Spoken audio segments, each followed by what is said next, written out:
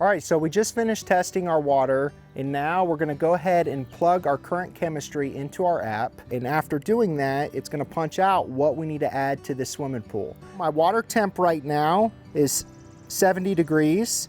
My pH is 7.6. My calcium is 190. My alkalinity is 50. My stabilizer is 0.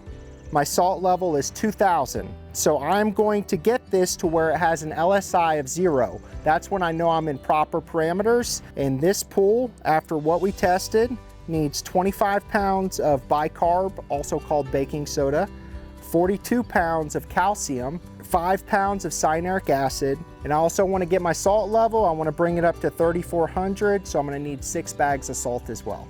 So what you see up here is all the chemicals that we use. All right, this is muriatic acid.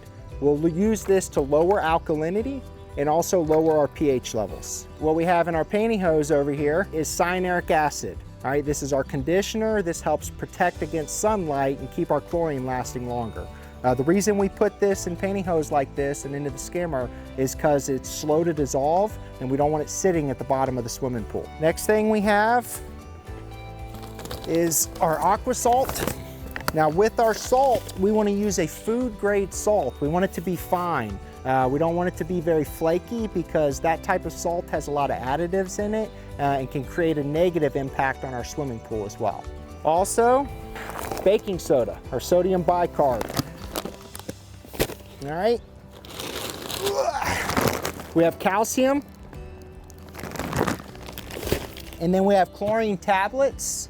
And we also have granular shock. Now we're gonna go through and I'm gonna show you how to add each of these chemicals.